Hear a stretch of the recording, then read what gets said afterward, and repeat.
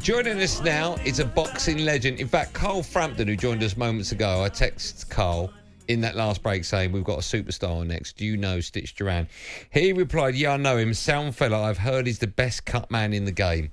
Well, that's big enough from us. Let's say hello and welcome to a man who's been in the corner of some of the biggest fights of all time. Cutman Stitch Duran joins us live on Drive. Hello, good evening, Stitch. How are you? Oh, I'm loving it, man. Thanks for having me on board. It was nice just listening to your newscast all in the British accent. I'm always Well, just listen, so, well, it's very kind of you to say. We're absolutely honoured to have you on our show. We're big fans of boxing, and when we get someone from the world of boxing who's an absolute legend, we get even more excited. So thank you so much for your time. Thanks so much for coming on. There's so many things we want to talk to you about, actually, but I suppose the big news from the world of boxing over the last week or so regarding cuts is the fact that Tyson Fury, of course, his undisputed fight with Alexander Usyk was postponed last week due to a cut Fury obtained during sparring. What did you make of that cut? And obviously, I would guess that you would say it was the right decision to stop that fight and postpone it. yeah, 100%. That's he don't have to go in there, but let's say if he did, let's look at worst case scenario, and I always look at worst case scenario, right? Well, that's the type of cut that is very controllable. Let's say he goes out there and he gets cut in the first round because it's the blood is going to come to the side of the eye, but not only that, it's just a long slit, and there's not that many veins there that would really. So a little bit of adrenaline chloride 1/1000 to as a vessel constrictor, and I think you would be able to control it where it wouldn't affect a fighter. But they did the right thing in postponing it.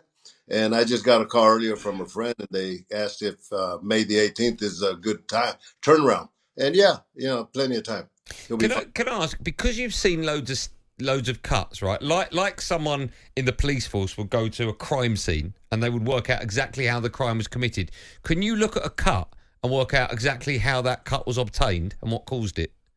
No, it's a good question, but no, there's just so many different angles and so many different ways that you could do it. And I don't really know officially how Tyson Fury got cut.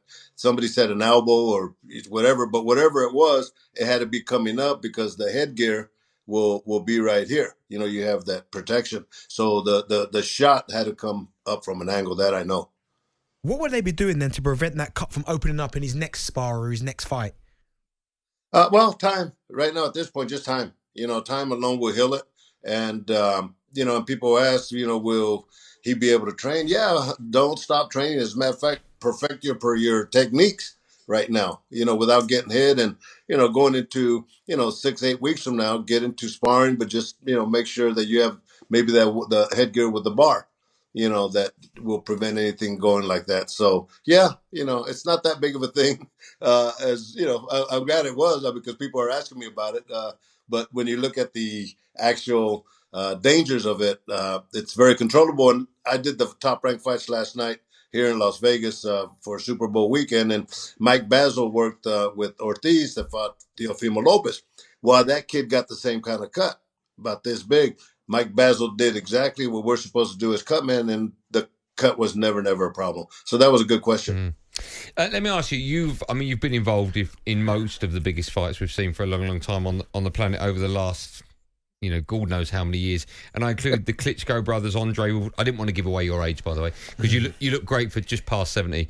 And Tyson Fury as well. Are there any particular fighters that you've enjoyed working with, and others that you didn't?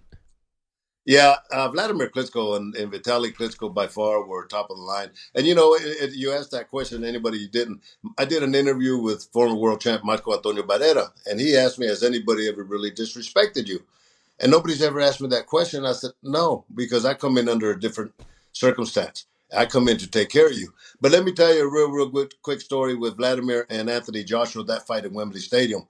I had just gotten in there Friday because my daughter Carla had gotten married the day before in Crete. And I didn't see Vladimir and Vitaly till the weigh-ins. But finally, I talked to them, and I put my hand on Vladimir, and I said, look, don't worry about nothing tomorrow. I'm going to take care of you like you're my son. So we're walking out into the arena, and it's loud. It's just buzzing. And right before Michael Buffer does the announcements, I'm putting the final Vaseline on Vladimir, and he says, you could call me son. Oh, my God. I freaked out when I said just him and I. And I saw him, last time I've seen him was like 3 months late after that fight. And I asked him, I said, Vladimir, that one moment, why? He said, Stitch, there's very few people I trust in my life. You are one of them. Wow, that's Great. fantastic. Yeah, but it was great because I tell people he lost his world title, but he said it was the best fight he ever had in his career, and I agree because the fans were Cleats go, Joshua. It was phenomenal, bro. I was glad to be part of it. With all the fighters that you've looked after and you've worked on some massive boxing events, what fighter then just never seemed to cut, that took a lot of punishment but would never get cut, and you'd always automatically look at them and think, why are you not cutting? Yeah, good question. All right, let's talk about Tyson Fury, since I worked with him the first time, because that's probably a pretty good analogy, right? Based on the cut that he had before. So when I walked into Top Rank Gym and he's there and he's putting he's tying his shoes on the stairs going into the ring, and comes up and we shake hands, and first thing we do is we talk about the cuts, and I look at him and I examine them. I said, whoever sewed you up did a good job. I said, but look, here's what I'm going to do. I'm going to do what I call preventive maintenance. I'm not going to wait till you start swelling or you start getting red. I'm going to keep ice on you every round.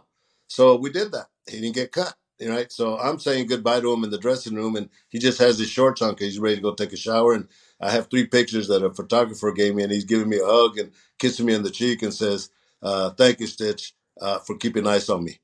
Something as simple as that, But yeah, a lot of you can never predict. I always prepare for the worst case scenario. Of course. Let me ask you, you've, away from real boxing into sort of dramatized boxing, you've worked on a few of the Rocky films.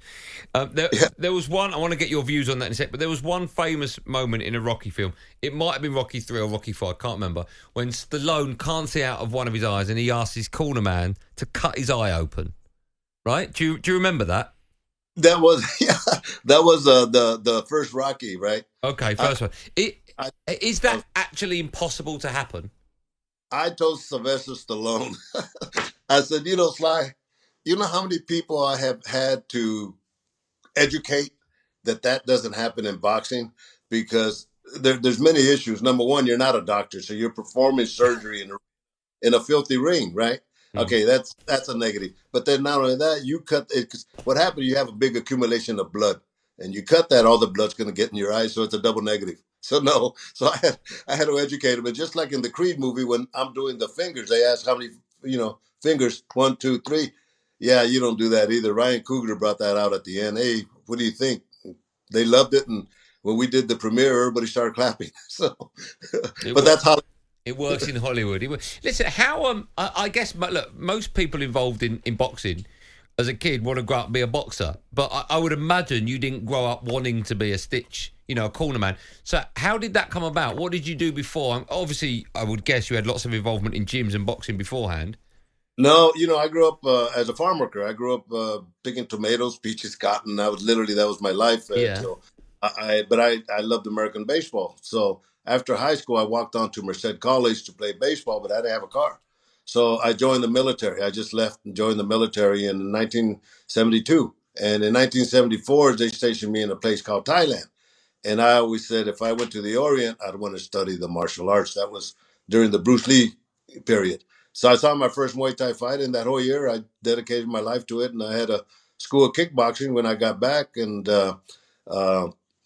from there, I was a trainer. I promoted the fights, but I had to learn to be a cutman. And I learned through trials and errors. And I remember I asked this one guy that was, at that time, was boxing only. I said, hey, I'm trying to learn to be a cutman. Can you tell me what he did? He did a nice job on the cut. He says, F you. He says, I'm taking this to my grave, and you got to learn like me. So there's no education. So my job now is to educate as we go along. But yeah, it took many years, Amazing. Kickboxing fights, that helped me when I moved here to Las Vegas. I already had credentials of working cuts, but nobody knew who I was. Wow, that's fantastic. I could speak to you for hours about this. I think it's so fascinating. Where often we speak to footballers or boxers or rugby players or all sportsmen, but it's very rarely you speak to someone sort of on the inside that you don't hear a lot from. We sadly don't have enough time to hear all your great stories. But is there one particular moment, a story that jumps off the page for you, or one particular fight you were involved with, or one particular boxer who looked like his face when he came back to the corner, it was ruined, and you managed to save him and save the cut, and then he went on to win? Is there one great story that you've got? Yes, of course. You know, I have tons of stories, and we'll do this later again, man. But Raul Marquez, when I first moved to Vegas, it was my coming out fight. See, I already had a lot of experience in kickboxing, working cuts, right? So Raul Marquez was defending his IBF middleweight title, and he got cut in 5 places here, here, and then one on the nose, and I kept him in something like 70 stitches at the end of the fight. I kept him in the game, and he ended up defending his world title, and that's when these people said, "Well, who is this guy?" And that was my coming out party. Wow. Yeah. Listen, Stitch, thank you so much for your time. A real pleasure. Do you have any plans to come over to London at all in the next year? You know what? I just booked, I think, March the 23rd. I'm going to be in Suffolk. Not in London. I'll be in Suffolk with Jose Chon Cepeda. I don't know who he's fighting. I just show up for fights, but I do so many. But I'll be in England. But no, I don't know when I'll be in London again. Well, that's not far from us. If we send a car for you, would you like to come into our studio? Oh, how far are you? Depends how fast the car goes. Hours, 3 hours? Oh no, about an hour away. Won't be that long at all. Oh, okay. Yeah, I think we could probably do that. All right. What I'll do is I'll just normally I'll head off on Wednesdays and get there late Wednesday, Thursday, do the fight, Saturday, come home, but maybe I'll go a little earlier. That'd be amazing. I'll let Ryan, our producer, speak to you. And what happens is when I know you're coming over, I'll punch my co-host in the face, open up a little wound, see how quickly you can mend it. All right. Well, you know what we could do, man? I did this with Brian Rose when I was with the UFC, is I wrapped his hands as we spoke. And if you want, I could do that with you. I would be absolutely honored for that. That would be incredible. That would be incredible. That would be an unbelievable experience. I've done it for Native American chiefs, generals, royalty from Dubai, actors, and Shaq O'Neal, all these guys. So it's always a pleasure for me to do that. Oh my God. Okay, that would be fantastic. Listen, have a safe journey over when you come over. Thank you again for your time. You're an absolute superstar and a legend in the sport boxing. Thank you so much for your time, and we'll speak to you in a bit. Thank you.